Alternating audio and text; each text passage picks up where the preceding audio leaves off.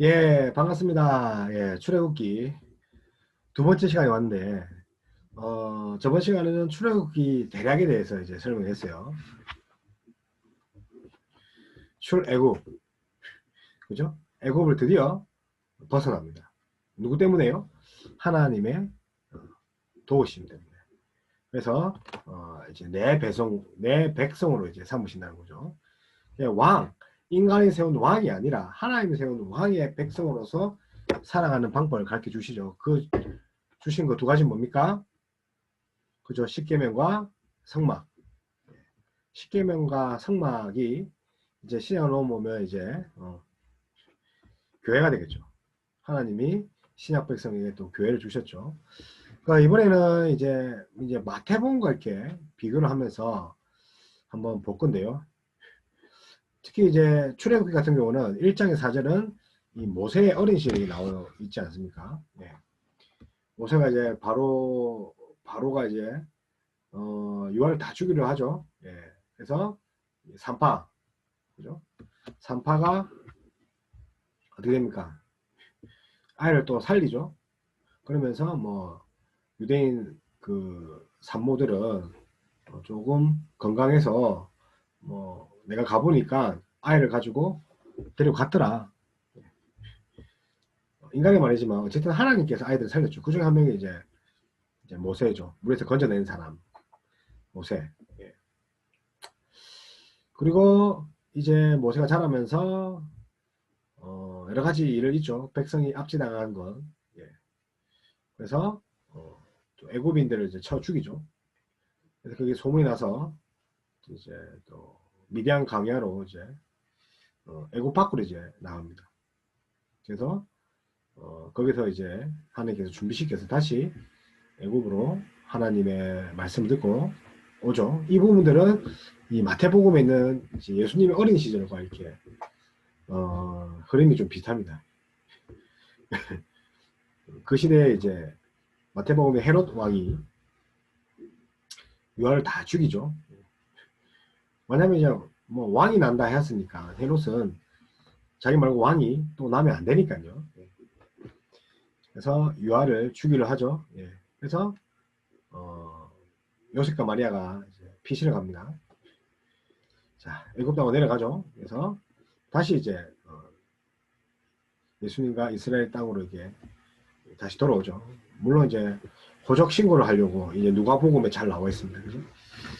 그래서 호적 신고하려고 올라오지만 이것 또한 하나님의 섭리입니다. 그죠?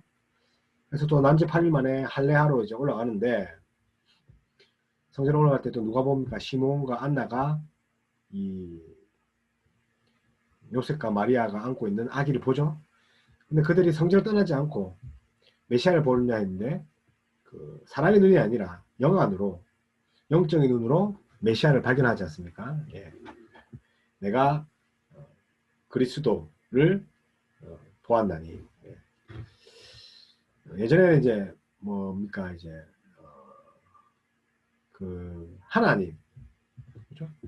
하나님을 야훼, 여호와 뭐 이렇게 하는데 이렇게 직접적으로 부르지 못해서 이제 자음만 따서 아도나이 이렇게 했잖아요. 그만큼 이제 하나님을 이렇게 경이롭게 봤기 때문에 또 하나님을 여호와를 또 그리스도라고 이렇게 표했습니다. 어쨌든 예수님이 하나님이라는 거죠. 그래서 이제 애굽 땅으로 일단은 들어왔습니다. 그리고 또 모세도 애굽으로 돌아왔듯이 예수님도 그 땅에 돌아옵니다. 자, 14장에 보면 이스라엘 백성들이 이제 홍해로 들어갑니다. 그죠? 자, 그래서 홍해가 지난 시간에 뭐랍니까? 세례를 의미한다 했죠? 기억나십니까? 못하면 이제 한번 들어보세요. 마찬가지로 요단강에서 예수님이 세례 요한에게 세례를 받으십니다. 그죠? 요단강에서. 그래서 같은 홍해와 요단강은 물이기 때문에 세례를 의미합니다.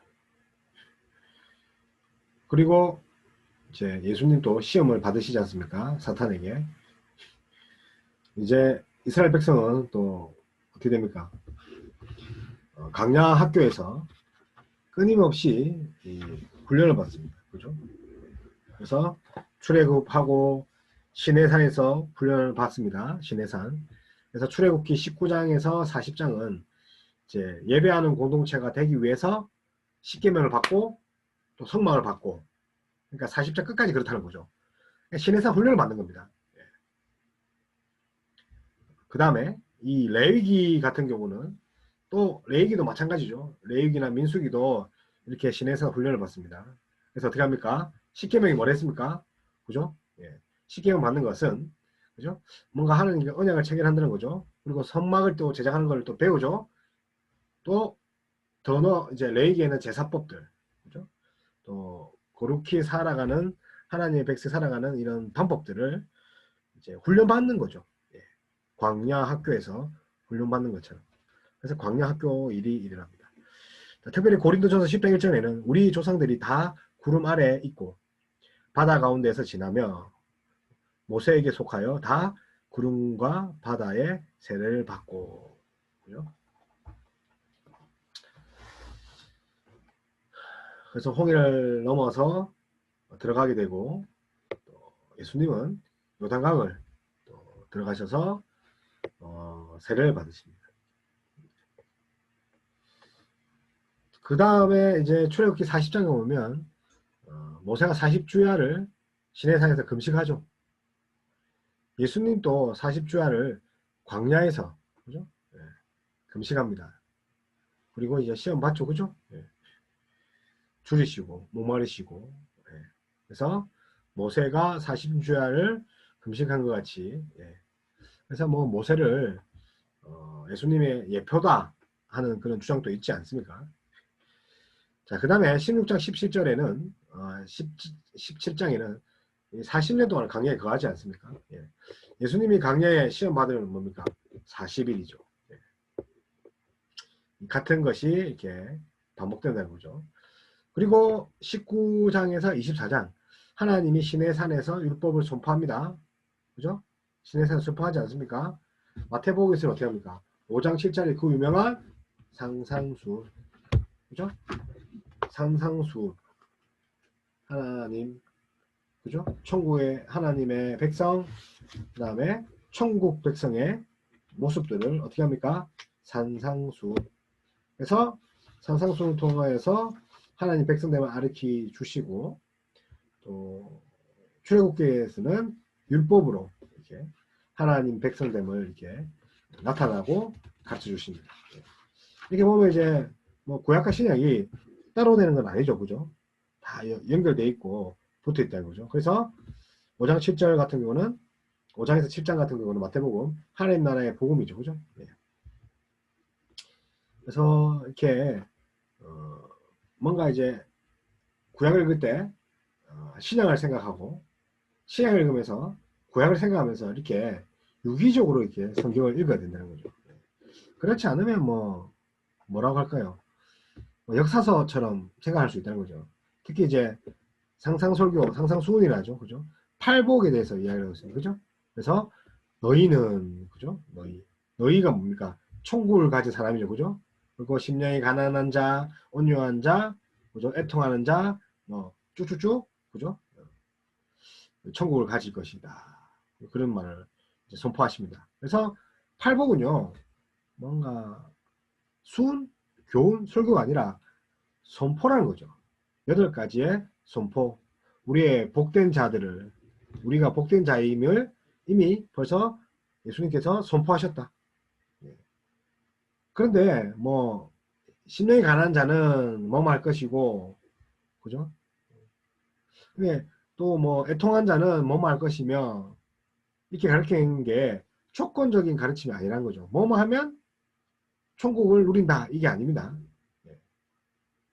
그러니까 꼭 골라야 됩니다. 천국 백성은 이러이러한 자다. 그죠? 하나님의 아들을 본 자는 이러이러하다. 위로함을 받은 자는 이러이러한 자들이다. 기업을 받는 자들은 이러이러한 자들이다. 그러니까 이미 이러이러한 자들이라고 선포한 겁니다. 그래서 우리는 조건적으로 심령이 가난하고 애통하고 온유하며 뭐 그렇게 하는 자는 반드시 이렇게 될 거라는 조건적인데 조건적이 아니라는 겁니다. 그래서 이제 훈련을 받고 8장 9장에서 예수님께서 행하신 10가지 이적들이 있지 않습니까? 그래서 하나님의 두 번째 사역이 이렇게 시작됩니다. 8장과 9장에는 하나님의 이제 두 번째 사역들이 이제 시작됩니다. 그리고 출애굽기 10장 12절에는 애굽의 10가지 재앙들이 있습니다. 뭔가 짜맞추려고 하는 건 아닌데, 예.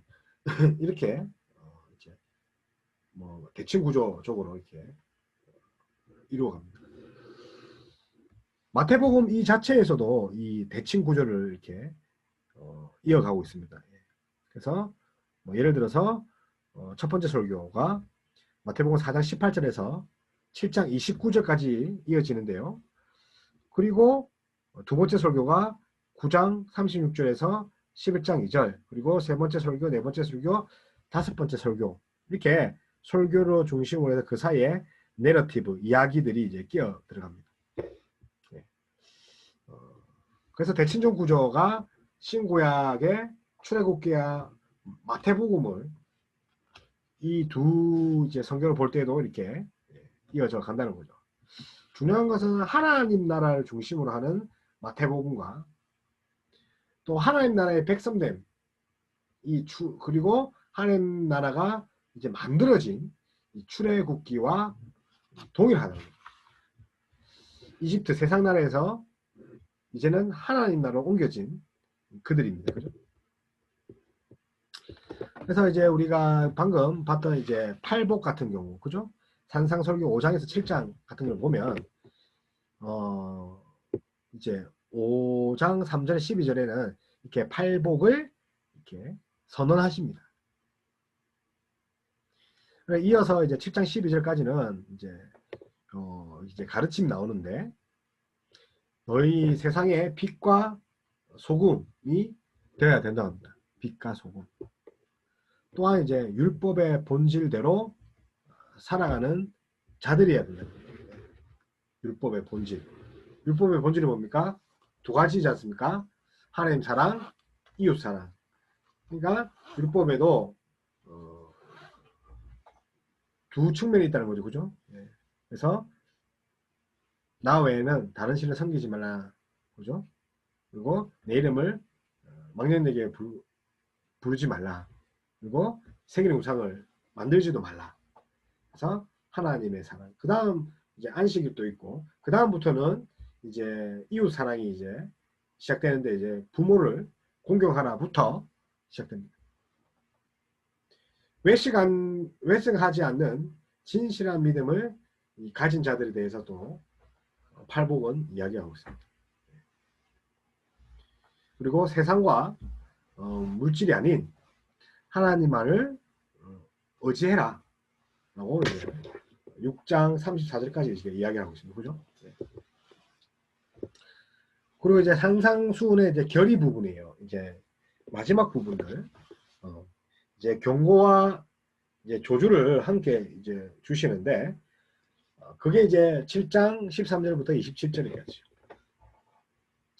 두 개의 문과 길에 대해서, 그리고 두 종류의 열매, 그리고 두 종류의 제자, 그리고 두 가지의 기초한 이런 경고와 조주들을 이렇게 주십니다. 그래서 서로 이제 대비되게 이렇게 해주셨죠. 그래서 이제 특히 이제 마태복음 같은 경우는 이 마태가 반복해서 사용하는 이 핵심 문구들이 있습니다. 그 문구가 뭐냐면 예수님, 그죠? 사역의 전환점이 되는 14장 7절, 이때부터 예수께서, 그죠? 비로소가 있습니다. 이때부터 우리 4장 17절 한번 찾아보시죠. 이때부터 예수께서 비로소 이렇게 되었습니다. 이게 이제 예수님의 공생애의 시작이죠. 갈릴리 지역에서 하셨죠. 그래서 4장 17절인데 첫 사역이 마태복음 4장 12절에서 25절 이게 첫 사역이 있고 그 뒤에 이렇게 우리가 방금 봤던 5장 7절에 상상 설교가 이제 성상수훈이 이렇게 나옵니다. 그리고 이제 마태복음 7장 28절에서 29절 그죠? 여기는 이제 예수께서 이 말씀을 마치심에 이렇게 되어 있습니다. 앞에는 이때부터 예수께서 그죠? 비로소라고 되어 있지만 4장 17절이나 16장 21절 찾아보셔야 됩니다. 그렇지만 이제 마태복음 7장 28절 29절에는 예수께서 이 말씀을 마치심에 이렇게 되어 있습니다. 이런 식으로 이제 핵심 구조가 이렇게 아주 중요하고 반복되는 것들이 있습니다. 그리고 11장 1절에는 뭐뭐 하기를 마치시고 그죠? 그리고 13장 53절에는 그죠? 뭐뭐 하기를 마치신 후에 19장 1절에도 뭐뭐 한 길을 마치신 후에 26장 1절에도 뭐뭐 하신 것을 마친 후에 그죠? 그래서 하나님께 순서가 있다는 거죠. 그죠? 예. 뭐뭐 하신 후에 그리고 뭐뭐 마친 후에 이것은 이제 하나님과 함께 하셨다는 거죠. 혼자가 아니라 하나님과 함께 하셨다. 그리고 예수님은 역사 속의 실체 인물이다. 왜? 뭐뭐 하기를 마치시고 실제로 일어난 일이라는 거죠. 그래서 지금 마태복음 이야기 할 것이 아닌데 일단은 출애굽기인데 어쨌든 마태복음과 출애굽기를 이제 맞아떨어지는 병행 부분이 많다는 거죠. 대치중 구조가 많다는 거죠. 다시 출애굽기를 넘어가면 BC 430년 아니 BC 1446년에 이렇게 출애굽을 해서 광야 생활에 접어듭니다. 이거 보시면 그죠? 예. 애굽 생활을 430년 동안 하죠. 그죠? 400년 동안 한단 말입니다. 그리고 광야로 뭘로 나오죠? 그죠? 또 광야에서 이제 시내산으로 가서 하나님의 율법을 받으면서 거룩한 백성이 되는 법을 1년 동안에 연마합니다. 그리고 이제 뭡니까? 38년 동안 광야 생활을 계속 돌고 있죠. 예, 그죠? 예. 그리고 드디어 BC 1406년에 이렇게 가나안 땅에 그래서 46년에 시작해서 6년이니까 그죠? 이제 약 40년 동안에 광야 생활을 한다는 거죠.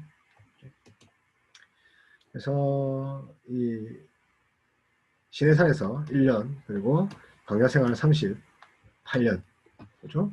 그리고 도합 40년. 예. 자, 출애굽기를 보면 당연히 모세의 출생으로 이게 시작되죠, 그죠? 예. 그리고 12장에 가서 비로소 출애굽하죠. 바로에게 가죠. 하나님 명령하시죠. 그리고 이제 19장, 그죠? 19장까지 쭉 이어져서 민수기까지 10장까지 지금 계속 이어지는 게 뭡니까? 제가 말씀드렸던 시내산 훈련입니다. 시내산 훈련이 뭐라 했습니까? 예배하는 공동체가 되기 위해서 하나님이 그죠? 십계명을 주시고 성전, 성막을 이렇게 주십니다.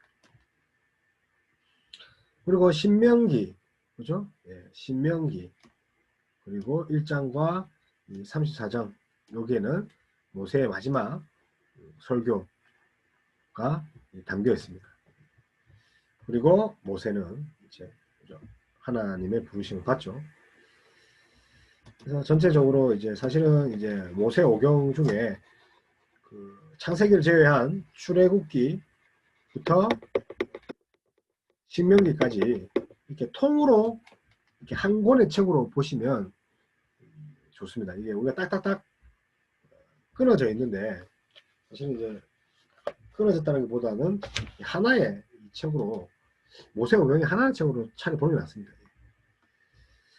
자, 그리고 시내산 이렇게 공동체로 이제 훈련받는데 출애굽기 19장부터 이제 10장까지입니다. 앞에 보시면 이제 출애굽을 하죠. 그리고 이제 민수기 이야기 10장과 신명기 1장, 34장 이야기가 이렇게 겹치는데 이제 이 19장에서 다시 19장에서 25장으로 넘어가면 십계명을 받고 하나님과 언약의 체계를 받죠. 그 언약의 체계는 하나님 사랑이고 이웃 사랑이죠. 그리고 출애굽기 25장 이후로 끝까지는 하나님의 임재, 예배하는 장소, 거기 성막을 주셨죠. 그리고 이 성막은 하나님의 에덴 동산을 회복, 완전한 하나님 나라를 회복. 그리고 이제 레위기 1장과 또 민수기도 1장에서는 하나님의 임재, 그죠? 그리고 임재 가운데서 하나님 뭐합니까? 제사를 드리고 예배를 드리고 거룩함에 대해서 규정들이 이 레위기에서 이제 오늘 레위기를 할지 모르겠지만 레위기는 하나님의 정결한 백성이 되는 이 규칙 규례들이 엄청 많아요. 특히 이제 제사법 레위기에 5가지 제사가 나오잖아요.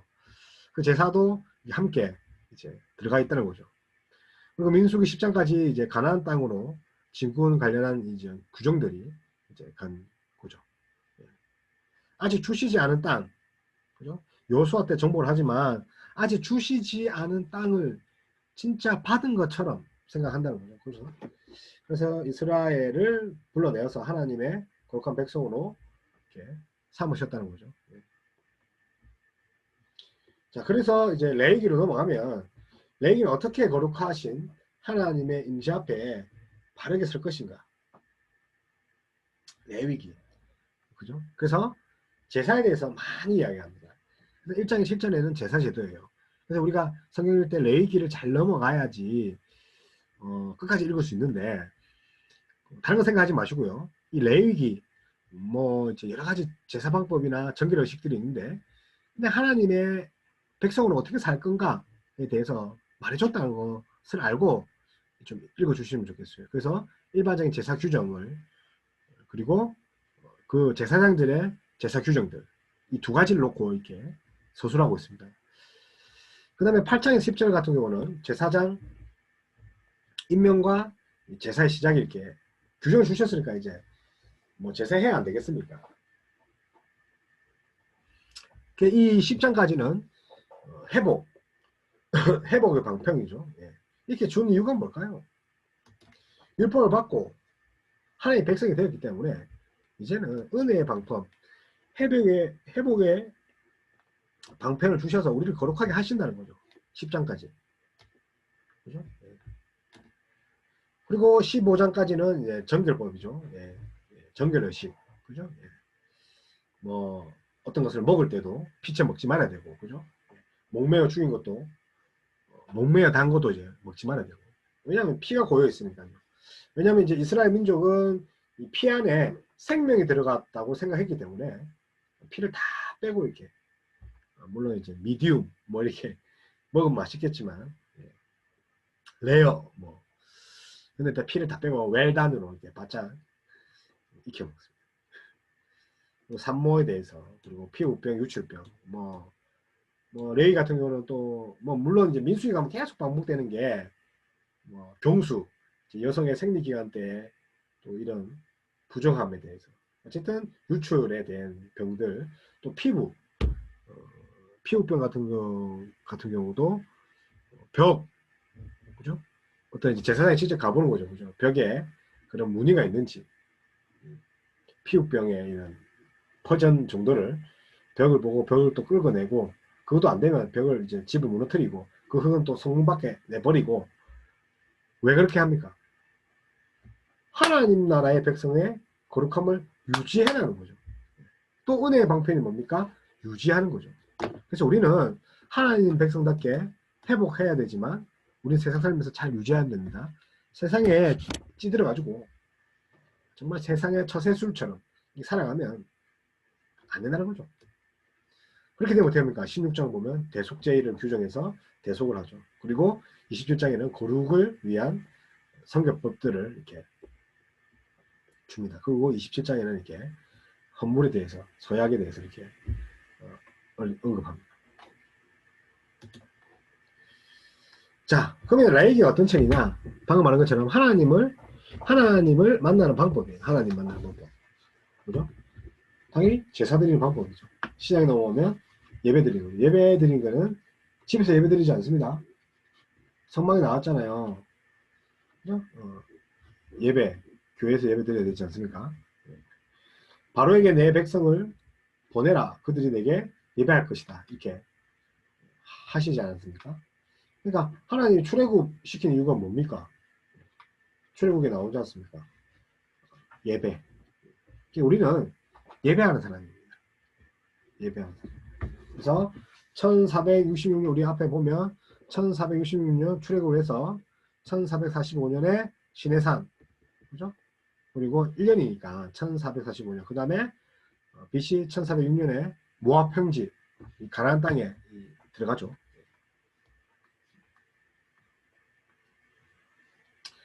자, 그 다음에 이 크게 이제 두 부분을 나누는데 1장 10절에서 제사와 제사장, 그리고 27장까지는 이제 거룩함과 이제 율법들에 대해서, 거룩함의 율법에 대해서 이야기를 하고 있는데, 먼저 1장에서 7장 5가지 제사, 그리고 이제 의식들을 이렇게 규정을 합니다. 그리고 10장까지는 제사장의 위임과 제사의 시작입니다. 그러니까 일반적인 제사와 제사장의 규정들을 이렇게 한다는 거죠.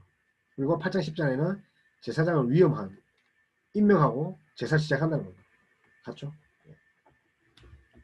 그래서 레위기는 이런 구조로 계속 이렇게 제사와 제사장, 그리고 거룩함의 율법들, 이렇게 두 부분으로 나누어진다는 거죠. 그래서 거룩한 예배를 드리는 성도들의 정결하고 거룩한 삶에 대한 법들입니다. 결코 뭐 딱딱한 제사 뭐 이런 거는 아닙니다. 이런 것들이 전부 다 성결, 그리고 거룩에 관한 것입니다. 자, 그 다음에 11장부터 15장은 정결 규정, 그죠? 예. 그리고 16장은 속죄일, 그죠? 그래서 1년에 한 번씩 어떻게 합니까? 그들은 성전에 나아가야 됩니다. 성전에 1년에 한 번, 성막에. 그래서 뭐 모든 죄를, 그죠? 용서를 받는 거죠. 예. 그래서 1년에 한 번은 쭉 나가야 되는 게 속죄일이다. 이렇게 잘 지킴에도 불구하고 못 지키는 부분들이 있다는 거죠. 자, 17장 26절에는 이 성결과 거룩한 이런 거룩함을 지키는 다양한 규정들, 그렇죠? 그래서 제물이라든지 뭐 성에 대해서 제사물, 절기 뭐 이런 쭉쭉쭉. 27장에는 추가적으로 또 이렇게 당부를 하죠. 서양이나 헌물들. 그래서 27장까지 이런 구조, 두 가지 구조로 되어 있습니다. 그래서 이제 1장에서 10장은 뭡니까? 제사와 제사장이죠. 그죠? 근데 이제 여기를 보시면, 잠깐만요. 펜을 보낼게요. 제사. 이 제사는 이 상징적인 의식입니다. 상징적인. 얘기가요. 상징적인 의식입니다. 왜냐면요,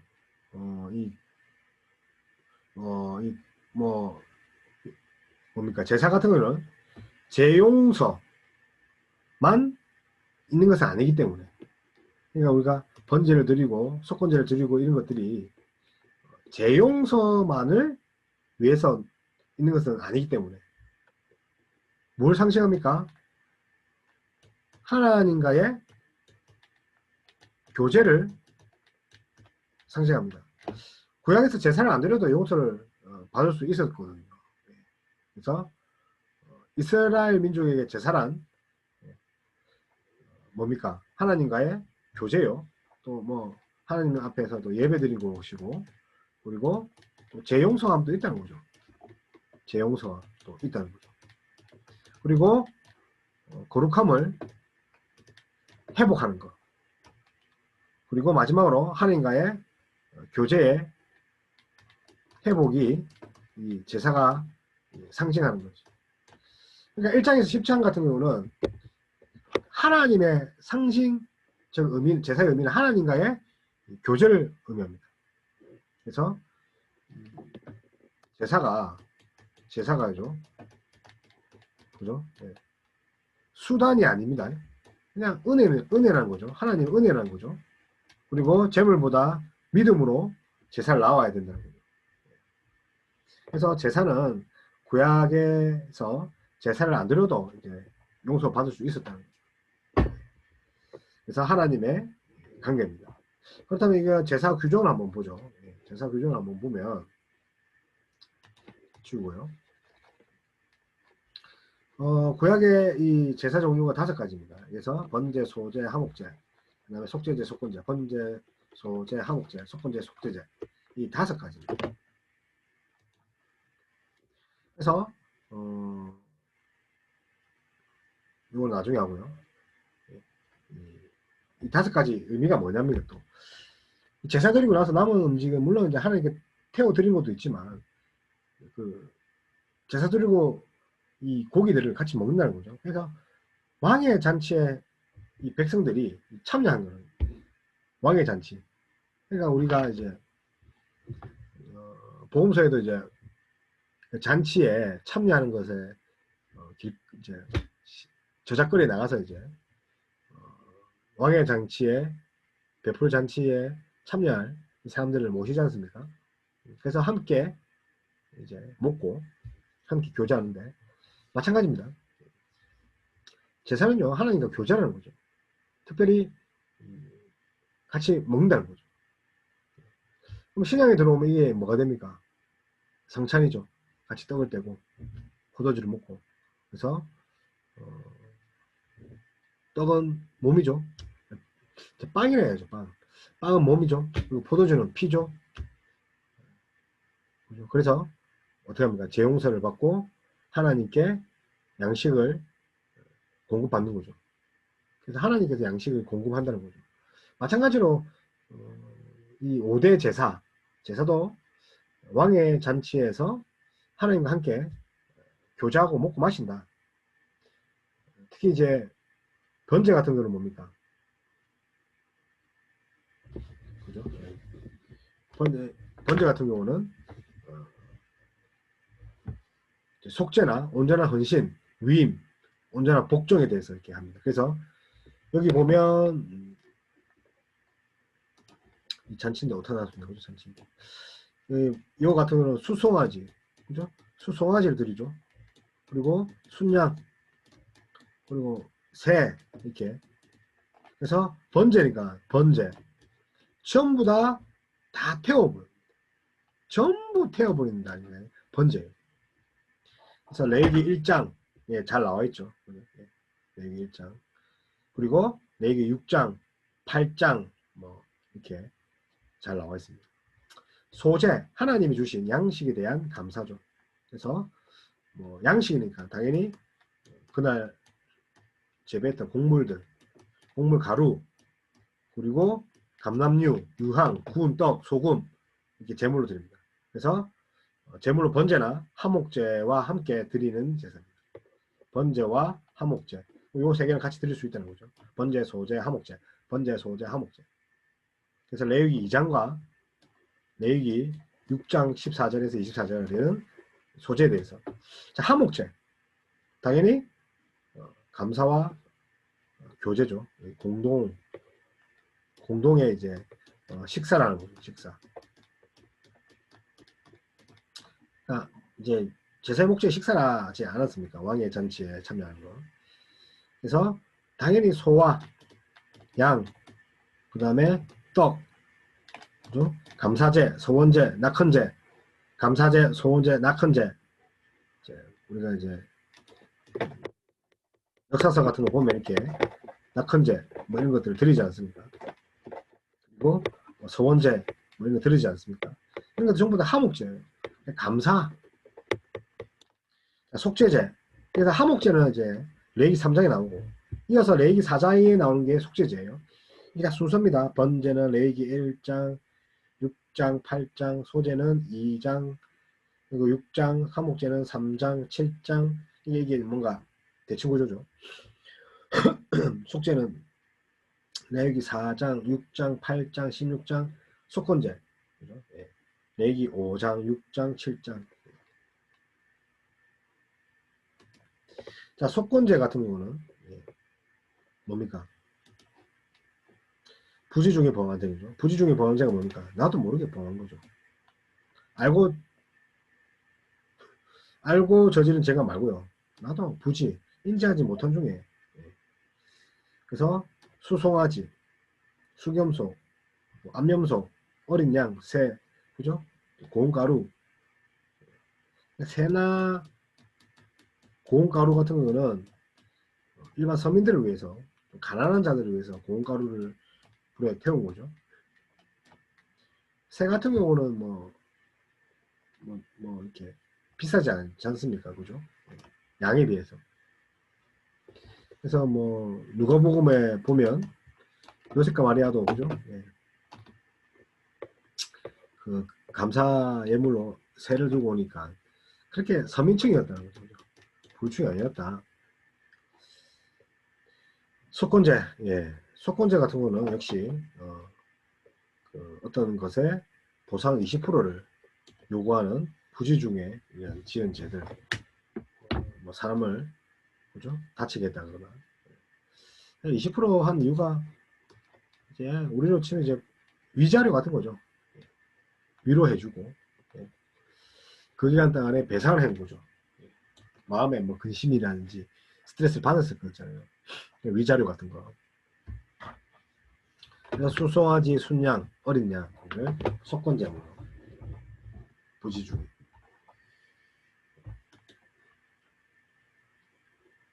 그래서 이제 화제 같은 제사를 드리는 방법을 보면 이렇게 이제 이런 종류지만 이 방법들 보면 이 종류고 방법이 또 세 가지가 있어요.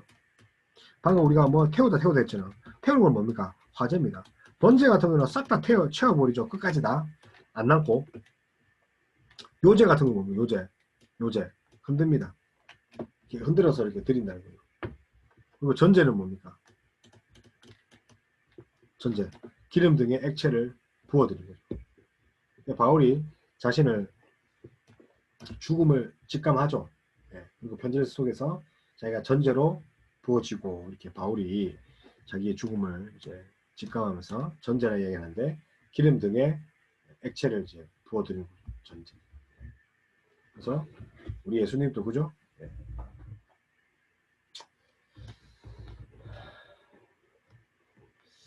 어쨌든 이렇게 종류 5가지와 제사방법, 화제, 요제, 전제로 이렇게 구분됩니다. 전제 같은 건 우리 예수님도 이렇게 기름을 붓지 않습니까? 그래서 제자들은 그 기름을 팔아가지고 가난한 사람 도우라 하지만 예수님은 나를 위한 그죠? 것이다. 기록 내가 행하는 어떤 것마다 이 일이 다 기억된다. 나의 장사를 위한 것이다. 자, 그래서 다시 들어가겠습니다. 이렇게 이제 제사에 대해서 1장에서 7절을 이렇게 이야기를 하고 있습니다. 그래서 제사 제도를 통해서 제가 용서받는 사실을 이제 상징적으로 확인하게 되고 다시 거룩한 삶을 살기 위해서 세상으로 나아갈 수 있다. 나아갈 수 있다. 그래서 하지만 그 재물 그 자체나 그 재물의 죽음, 이게 재물의 피죠. 피를 죄를 사하는 것은 아니에요. 그래서 제가 소대 말씀드린 것처럼 구약에서 제사를 안 드려도 용서를 받을 수 있었죠. 그래서 이 제사 재물 자체가 제사함을 사는 것은 아니다. 이런 제사 제도를 허락하신 하나님께 하나님의 자비를 이렇게 구하면서 나오는 백성들은 그 자비가 감사해서 제물로 그죠? 제물로 드리고 하나님은 제물을 받으시고 용서하시는 것이죠. 중요한 것은 부정하게 되었을 때나 죄를 범하였을 때나 하나님께서 용서를 믿고 그분께 나가야 된다는 거죠. 내가 부정해서 예배 안 드린다. 아니라는 거죠. 내가 기분 나쁘다, 예배 안 드린다, 아니라는 거죠. 죄를 범하였을 때도 하나님의 용서를 믿고 그분께 나가야 된다는 거죠. 어떤 이제 유튜브에 영상을 봤는데 어떤 목사님이 기도가 안 되면 기도하지 마라 막 이렇게 하시는데, 저는 또 뭐 사실 그분을 좀 봤기 때문에, 그분의 설교를 좀 들었기 때문에, 꼭 그렇지 않다고 생각합니다. 기도가 안 될 때는 기도해야죠. 언제까지 기도 안 합니까? 그래서 이런 이제 제사를 드리는 이런 이제 제도들이 이렇게 하나님 주셨는데 고록하게 하신 것은 제사 제도가 자칫하면 제사를 드리면서 우상 숭배로 이렇게 전락한 위험이 있었다는 거죠. 그죠? 그래서 하나님께서 하나님에 대한 예배는 하나님께서 정하신 것입니다. 그죠? 우리가 이렇게 만들어서 한 게 아니죠. 이 제사 제도가. 그래서 그 예배를 통해서 하나님을 만나며 하나님이 어떤 분이신지를 깨달아야 하기 때문에. 그래서 이스라엘 백성들이 자기들을 마음대로 이방인의 풍습을 따라서 제사 드려서는 안 됐다는 거죠. 그래서 그 예배를 통해서 이스라엘은 하나님의 이 거룩하심에 대해서 이렇게 맛을 보고 경험을 하게 되고, 그리고 또 하나님처럼 거룩한 삶을 살아야 한다는 사실을 깨닫고 거룩해진다는 거예요. 제사가 단순히 요식 행위가 아니란 거죠. 하나님과의 만남이지만 그 만남을 통해서 다시 리셋한다. 근데 우리는 예수 그리스도와 성령에 의해서 참된 예배를 지금 배우고 있습니다. 구약의 백성들은 미래 생각을 해봤습니다. 우리가 지금 예배당 교회 갈 때 순양, 송아지 뭐 이런 거, 비둘기 뭐 이런 거 가져가면 어떻게 되겠습니까? 그럴 필요 없는 게 우리에게 뭘 주셨죠? 성령, 그죠? 예수님과 성령에 의해서 참된 예배를 드릴 수 있게 되죠. 그래서 요한복음 4장 23절에서 24절이 뭡니까? 영과 진리로 예배할지니. 영과 진리로. 그렇죠? 그것은 이제 예수 그리스도의 성령 안에서 참된 하나님을 예배함을 의미합니다. 영과 진리가 예수 그리스도 안에서의 참된 예배. 이런 의미에서 예수님은 진정한 예배를 이제 회복시킨 자입니다. 그래서 율법을 폐하러 오신 것이 아니라 율법을 완전하게 하신 분이 예수 그리스도. 그러니까 레위기도 출애굽기도 결국은 복음서에 있는 예수님으로 이어진다. 그래서 제사를 주관하는 이 제사장이 누굽니까? 레위, 그죠? 제사장이 이제 주관하는 게 이제 제사장인데, 이게 레이지파인데 레위기의 중심 인물이죠. 그래서 제사장은 하나님의 뭡니까? 임재하고 계시는 성막의 하나님의 중재자죠. 그런데 우리는 뭡니까? 백성 중에 대표하는 사람이 하나님께 나아가는데, 하나님의 대표로서 백성들에게 사제를 선언하고 또 하나님께 재용서를 하는 사람이 제사장이요 레이지파죠. 그죠? 그런데 우리의 죄를 대신 용서하고 사주신 분이, 영원히 사주신 분이 누굽니까? 예수 그리스도지 않습니까? 그러니까 뭔가 이제 그 성막의 종사자로서의 제사장이라면, 예수 그리스도는 완벽한 우리의 죄를 단번에, 그죠? 사해 주신 하나님 나라의, 그죠? 하나님 아들이지 않습니까? 그래서 신약의 제사와 구약의 제사와 신약의 예배는 개념적으로는 다르다. 그래서 이제 제사하면 거룩합니다. 그래서 제사장이 입은 옷도 거룩하죠. 하나님의 거룩함을 옷에 이렇게 나타냈죠. 그래서 제사장 옷 같은 경우는 뭡니까? 옷 같은 경우는 이제 제사장의 옷은 한번 필기를 해볼게요. 이 PPT는 제가 준비를 안 했네요. 이 제사장의 옷은 뭘 상징합니까? 이 성막을 상징합니다. 성막. 성전에 있는 성막을 상징합니다. 그래서 옷도 뭡니까? 옷에 뭐 에봇이 있고 흉배도 있고 뭐 겉옷이 있고 속옷을 어떻게 짜면 이야기가 있잖아요. 머리에 쓰는 것도 있고 성결패가 어떻고 뭐 이렇게 이야기를 하잖아요. 근데 이게 옷의 구조가 즉 성막 구조입니다. 성막 구조와 일치하다는 거죠. 네. 그리고 따라서 뭐죠? 옷은 성막이다. 그죠? 그리고 제사장은 거룩해야 된다. 제사장 입은 옷이 하물며 거룩하면 제사장은 더 거룩해야 된다.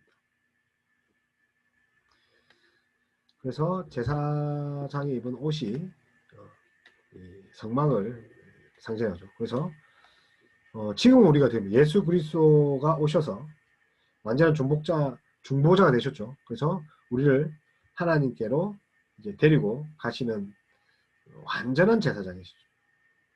하나님의 사제와 은혜를 구원의 은총을 우리에게 주시는 우리의 대제사장이신 예수 그리스도. 이 예수 그리스도 안에서 우리는 하나님의 은혜의 보좌로 담대하게 나아갈 수 있는 것입니다. 우리는 아직도 이제 소를 잡고 양을 잡고 그러면 힘들잖아요. 사실은 이렇게 뇌기를 공부하면서 정결하게 살아야죠. 그게 핵심이죠. 11장에서 27절에서 내가 거룩하니 너희도 거룩하라. 그게 핵심 단어예요. 그죠? 내가 거룩하니 하나님께서 그죠? 거룩하니까 하나님의 형상대로 모양대로 우리 지음받은 우리도 거룩하자. 그래서 예배를 통해서 제사를 통해서 거룩한 하나님을 만나고 자신들의 삶을 상징적으로 바친 하나님의 백성들의 삶을 바로 하나님의 거룩하심을 드러내는 삶이어야 합니다. 다시 말하면 거룩한 하나님을 만나고 우리의 삶을 그죠? 상징적으로 이렇게 바친 하나님의 백성들의 삶이 뭡니까? 바로 하나님의 거룩함을 드러내는 삶. 그래서 일상적인 삶에 대해서 하나님이 말씀하신 율법을 지키는 것이 이루어질 수 있다는 거죠. 그래서 내가 거룩하니 너희도 거룩해라. 그래서 거룩하는 방법, 다시 말하면 정결, 성결에 대한 것들이 이제 말씀해 주고 있습니다. 그래서 레위기 11장 44절에서 45절 읽어드릴게요. 나는 여호와라 너희 하나님이라. 내가 거룩하니 너희도 몸을 구별하여 거룩하게 하고 땅에 기는 길 짐승으로 말미암아 스스로 더럽히지 말라. 나는 너희의 하나님이 되려고 너희를 애굽 땅에서 인도하여 낸 여호와라. 내가 거룩하니 너희도 거룩할지어다. 아멘. 레위기 11장 44절에서 45절 말씀. 거룩해라. 그래서 11장에서 15장은 그죠? 정결 규정에 대해서죠. 그죠? 그래서 뭐 이렇게 동물이나 뭐 그죠? 죄송합니다. 산모입니다. 산모나 뭐 피부병 이런 것들인데 이게 하나님의 신의 성품에 참여하기 위해서 이렇게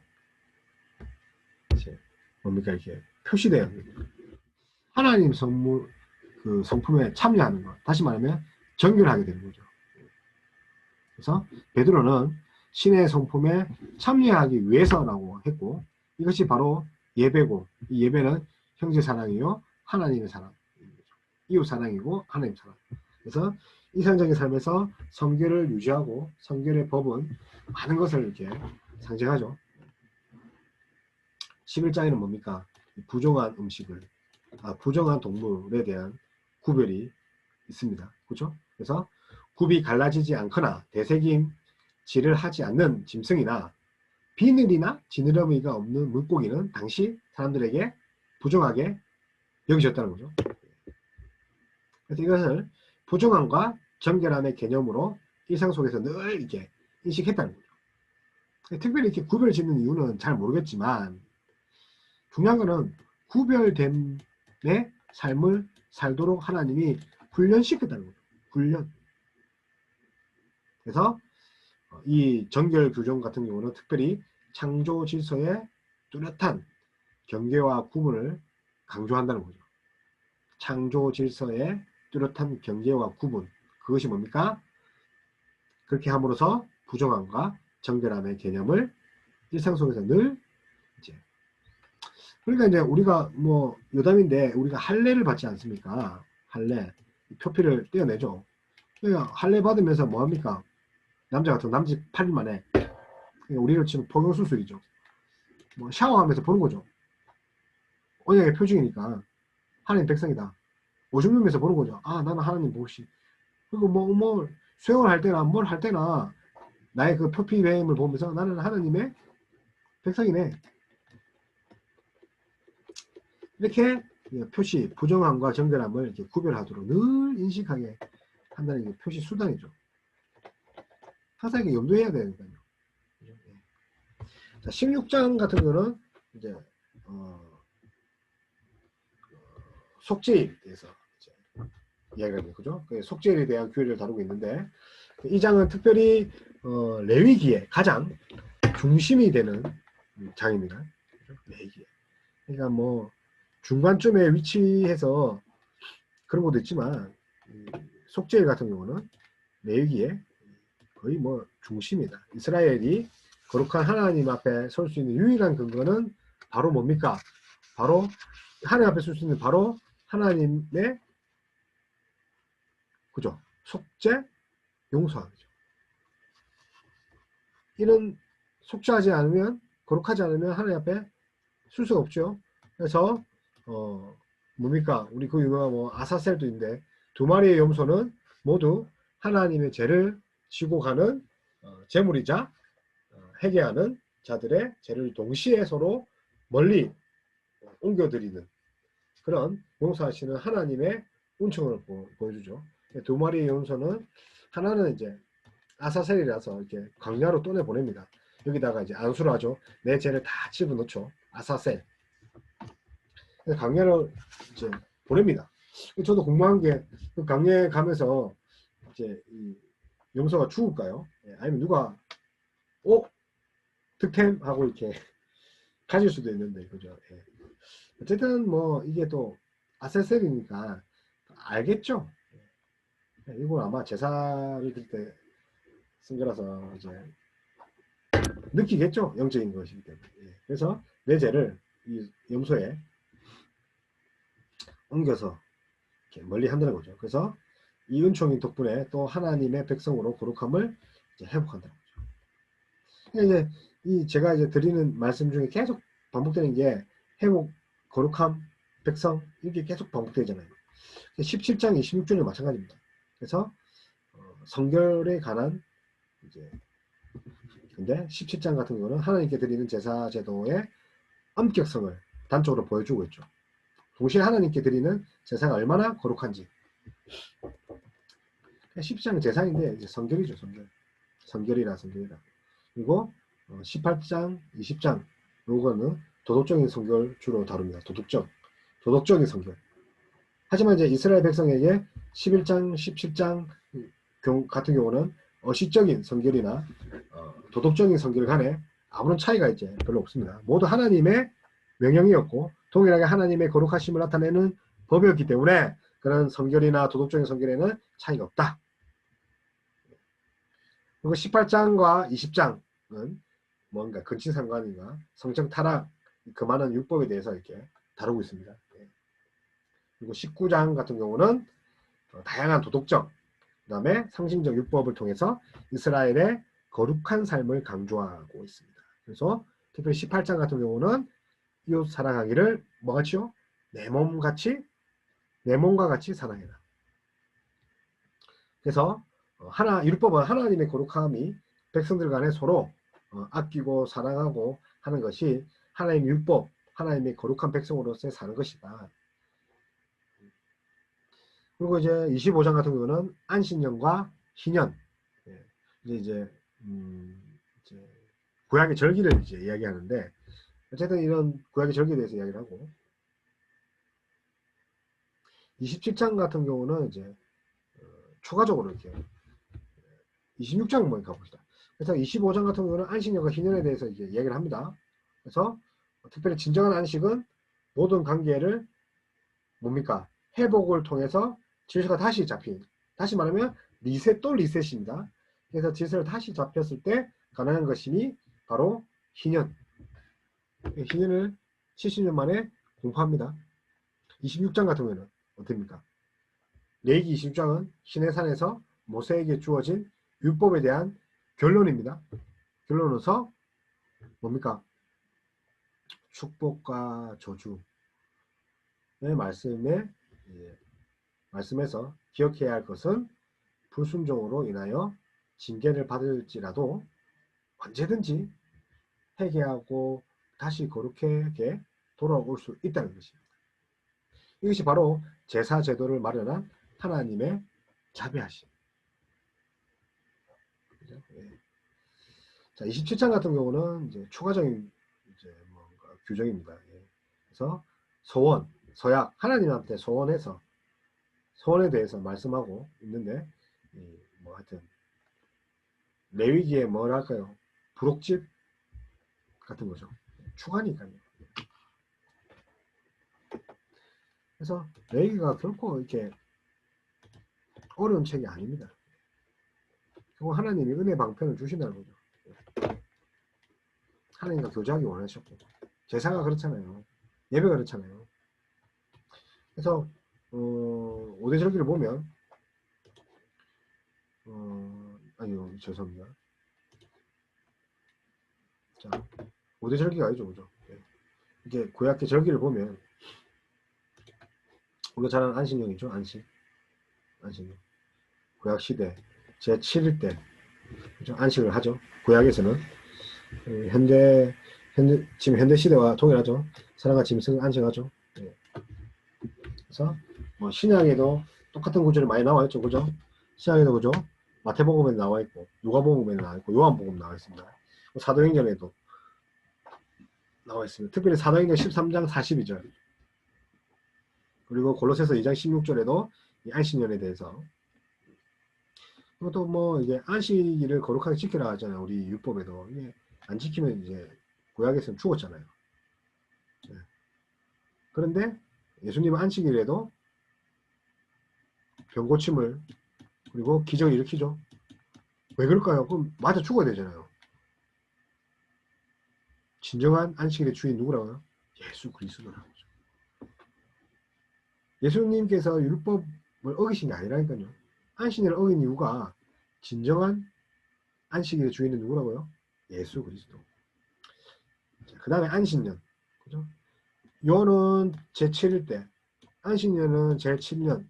저는 언제 안식년을 한번 해봅니까? 이제 전도사인데요. 아버지.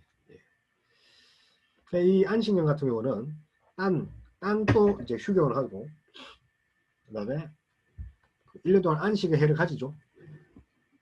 희년이 뭡니까? 이제 50년마다, 그죠? 예. 그래서 특별히 이게 우리가 레위기 하시니까 레위기 25장이 있습니다. 레위기 25장에 그죠? 현재 이렇게 형제에 대한 사랑에 대해서 절정이 바로 25장이에요. 희년이 뭐라고요? 형제 사랑이라니까요. 비탄감 해주죠. 노예 해방해줘. 토지 되돌려주죠. 하나님 사랑, 곧 무슨 사랑? 이웃 사랑. 그게 뭘 나타낸다고요? 희년. 저는요 사실은요 신학하기 전까지만 해도 이 짓을 왜 하냐. 네. 아깝잖아요. 근데 그게 아니었더라고요. 특히 이제 비탄감 해주고 토지를 되돌려주면서 그죠? 토지 같은 경우에 뭡니까? 우리 땅 투기 많이 하잖아요. 탐욕의 근원이네요. 탐욕. 그러니까 탐욕과 이런 돈과 세상을 섬기면서 하나님을 섬기지 못한다는 거죠. 우린 두 주인을 섬길 수가 없어요. 그래서 희년이 되면서 어떻게 합니까? 다 돌려주는 거예요. 리셋. 6월절. 그죠? 6월절에 어린 양이라 했죠. 그죠? 패스오버. 그죠? 재앙이 지나갔다. 10가지 재앙 중에 마지막 재앙이 지나갔다. 출애굽을 기념하고 쓴나물을 먹고, 그죠? 무교병, 그죠? 누룩을 넣지 않은 함께 먹죠. 쓴나물과 무교병을 넣지 않으니까 얼마나 질기고, 그죠? 습고, 이 노예 생활을, 이집트의 애굽의 노예 생활을 이제 이렇게 씁쓸하다는 것을 기념하기 위해서. 그죠? 무교절, 그죠? 무교절 같은 것은 이제 첫째 달 아비볼이랍니다. 6월절과 무교절 같은 경우는 6월절 같은 첫째 달 아비볼 14일이고요. 6월절은 14일. 무교절에는 첫째 달 아비볼입니다. 아비볼이에요. 아비볼 15에서 21일. 이게 무교절입니다. 그래서 역시 이제 3, 4월에 있는데 출애굽을 또 기념하죠. 또 무교를 먹고. 그래서 출애굽을 기념을 하는 절기가 두 가지가 있는데 그 두 가지가 유월절과 무교절이다. 그 다음에요. 초실절. 초실절은 이게 첫째 달 아비벌 뭡니까? 16일에 있습니다. 16일. 그러니까 3, 4월인데 지금 3, 4월에 있는 절기가 지금 영어표 3개 나오죠. 순서대로 그러니까 6월절, 무교절, 초실절. 초실절. 그래서 보리출수의 첫 수액이죠. 초실, 처음으로 이렇게 수확했다는 거죠. 그래서 보리출수에 처음 익은 것들을 드리는 날이죠. 그래서 첫 수확을 하나님께 거제로 드리죠. 그리고 번제와 소제. 그 다음에 칠칠절. 칠칠절 같은 경우는 다른 말로 오순절이랍니다. 오순절은 뭔 날이 있었죠? 성령 강림을 했죠. 그죠? 그래서 사도행전, 요 같은 거 사도행전 2장 1절에서 유명하죠. 4절. 그죠? 오순절이 유명하죠. 마가다락방에서. 그리고 20장 16절에서도 이렇게 소개하고 있습니다. 77절 오순절이다. 밀추수 감사. 그죠? 그리고 의무제와 자원제 그리고 밀수학의 첫 열매를 드린 거다. 나팔절. 뭔가 나팔을 부르는 날이죠. 그래서 새해에 나팔과 제사로 이제 기념하는 거죠. 나팔절. 그래서 특별히 이제 나팔절이 새해니까 이로 치면 신년절이에요. 신년절. 그래서 일곱째 달 그다음에 타시리월이래요. 일곱째 달 타시리월 1일에 이제 신년 이제 우리 현대로 치면 9월에서 10월 정도 됩니다. 좀 약간 다르죠. 그래서 새해 기념 속죄일, 그죠? 안식과 금식의 날이죠. 그래서 이 속죄일 같은 경우는 로마서 3장 24절에서 26절에 대해서 이제 쭉 나와 있고, 그리고 히브리서 9장 7절에 나와 있죠. 그리고 10장에도 나와 있고 히브리서. 자, 초막절, 수장절, 초막에 거하는 날이에요. 초막이 뭡니까? 텐트가 뭡니까? 장막. 그래서 출애굽기 강야 기념을 했죠. 출애굽해서 그 사막에 머무랬잖아요. 그리고 초막에 거해야 되죠. 제사 드리고. 그리고 불임절, 에스더서에 나오는 불임절, 그리고 하만의 계략에서 이제 벗어나죠. 그래서 이스라엘 민족이 구원을 받죠. 그래서 이날을 기념해서 불임절, 라야산 막 따르르 하는 거 돌립니다. 불임절 이 이스라엘 민족들이. 왜냐면 이제 하만 모양의 쿠키도 먹고요. 라야산 같은 게 돌려요. 이 라야산이 이제 하만의 머리가 짱깨에 꽂히는데 이 머리를 상징한다든가 하여튼 따르르 라야산을 이렇게 따르르 돌리면서 거리를 달립니다. 불임절. 어쩌죠? 에스더 때 이스라엘에 구원받은 것을 기념하는 축제는 이런 절기들이 있는데 뭐 절기를 꼭 지켜야 되느냐? 제가 생각에는 여기 의미를 가지고 지키는 것도 뭐 우리를 이 레위기에서처럼 뭔가 구별되고 거룩한 마음을 가질 수 있게 하는 게 된다면 뭐 저는 괜찮다고 생각합니다. 그렇죠? 예. 그래서 이제 결론을 보면 이스라엘 민족은 왜 구원했습니까?